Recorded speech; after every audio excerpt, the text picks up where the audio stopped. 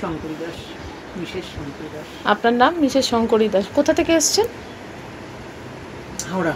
হাওড়া থেকে। কি কষ্ট নিয়ে স্যারের কাছে এসেছিলেন? অনেকগুলো কষ্ট। প্রথম কষ্ট ছিল আমার এই হাঁটু পা নিয়ে আমি একদম পাটা নিয়ে একদম নাপতেই পারছিলাম না। স্যার এখান থেকে গিয়ে নিজে আমায় একটা রোগীর মধ্যে দেখে আমাকে মানে মোটামুটি দাঁড় করিয়ে দিয়েছিলেন একদম পুরো। আরও কি কি কষ্ট ছিল? তারপরে গ্যাস্ট্রিক যন্ত্রণা ছিল, সেটা মানে উনি সারিয়ে দিয়েছেন, কিন্তু মাঝে মাঝে তাও হয়, আবার এলে আবার আমি ভালো হয়ে যাই। প্রচুরটা আমি কন্টিনিউ করি। আর কোমরের কিছু? হ্যাঁ, কোমরে আমার লাম্বার স্পন্ডিলাইটিস, তো সেটা আমি তো একেবারেই অ্যালোপ্যাথি প্রায় খেতে পারিই না। স্যারের কাছে আমি আসতাম, স্যার কন্টিনিউ ওষুধ দিয়ে দিয়ে আমাকে একদম হাঁটা চলার মধ্যে রেখেছেন। তারপরে হাঁটুর ব্যাপার আছে, হাঁটু ভেরি রিসেন্ট হাঁটুটা প্রচণ্ড ডিস্টার্ব করছে, ভীষণ কষ্ট পাচ্ছি। এবং এই আমি যতবার এসেছি মোটামুটি আমার স্যারের কাছে আসার পরে আমার কনফিডেন্স যে আমি এবার সেরে যাব, তার ওষুধ দেওয়ার মানে হয়তো আমার ত্রুটি থাকতে পারে, কিন্তু স্যারের ওষুধের ত্রুটি কিছু নেই, এটা আমি কনফিডেন্টলি বলছি। এবং হাঁটুটাও আমার এখন একটু কষ্টে আছি, আশা করি আমি সেরে যাব, এটা আমার কনফিডেন্স। তারপরে দীর্ঘ 10 বছর ধরে আমি স্যারের কাছে যাতায়াত করছি। এবং যে কটা রোগ আছে সব মিলিয়ে আপনি এখন অনেক ভালো? হ্যাঁ, মোটামুটি ভালোই আছে। মানে দেখুন, যে রোগগুলো আছে সেগুলো তো চিরকাল সেরে যাবে এমন রোগ নয়। তো যখনই স্যারের কাছে খুব বেশি হয় আমি চলে আসি, বাড়াবাড়ি হলেই চলে আসি, ওষুধ দিলে আবার আমি সেই আগের জায়গায় ফিরে যাই এবং মোটামুটি কাজকর্ম করতে পারি। হ্যাঁ, নিয়ার অ্যাবাউট আমার তো 68 ইয়ার্স ওল্ড আমি নাও। আর কিছু স্যার? আর কি স্যার আপনি বলুন এবার বলুন আর কি বলতে। এই ওই পেছনের যেটা তোমার লিখলাম বাংলায়, ও আমার কর্মফল আস্তে আস্তে কমছে এবং আমার কনফিডেন্স, আমার কর্মফল কমছে। হ্যাঁ, এটা একদম 100%।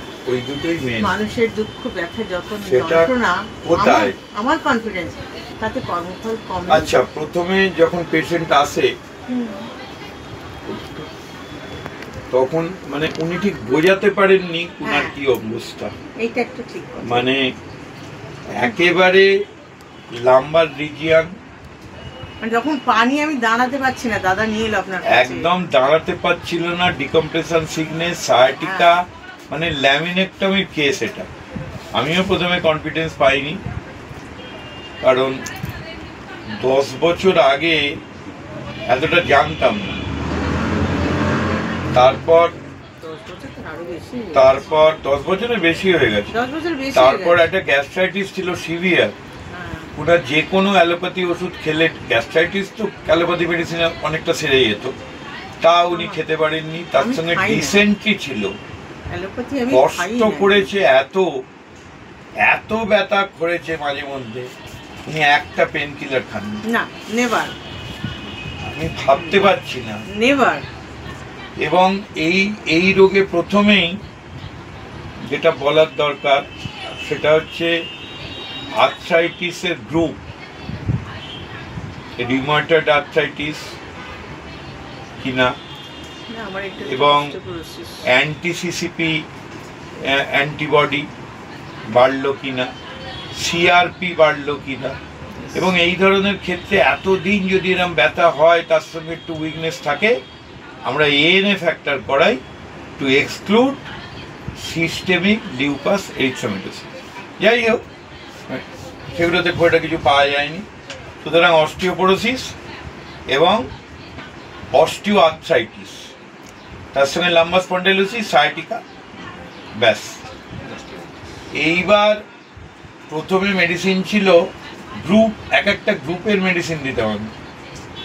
যেমন প্রথমে থেকে শুরু করেছিলাম কস্টিকাম দিয়ে, তারপর ওই গ্রুপের সঙ্গে যেগুলো যায় দিয়েছিলাম, তাতেও কাজ হয়েছিল। তারপর দিলাম ইগনেশিয়া গ্রুপ। ওনার ইগনেশিয়ার কিছু সিমটমস ছিল, আর mental symptoms imbecility, negativism, breath silent, consolation aggravates আর লেট রিয়াকশন। এই 4টে দেখেছিলাম। প্যাথোলজি তো দেখেই নিয়েছি, কাটাও যাবে না, কিচ্ছু করা যাবে না, অ্যালোপ্যাথি ওষুধও খাওয়া যাবে। আচ্ছা, তারপরে যত ভেতর ভেতর তো হাড় আরও ক্ষয়ছে, ক্রনিক হচ্ছে, কিন্তু সেই তুলনায় ওনার কষ্ট নেই এতদিন ধরে। আমি জানি না যে অ্যালোপ্যাথি মেডিসিন কি করতে পারত কাটাকুটি ছাড়া, যেটা আমরা পারি না। এবং এই কিছুদিন এবং আজকেও আমি কিন্তু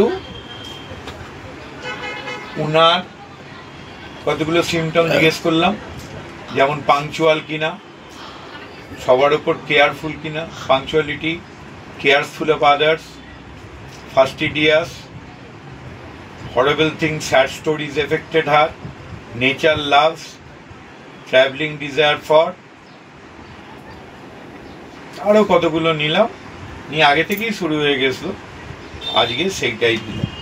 কার্সিনোসিন মেডিসিনে যত রোগ ক্রনিক হচ্ছে, এই কার্সিনোসিন মেডিসিনে ভালো থাকবে। Thank you.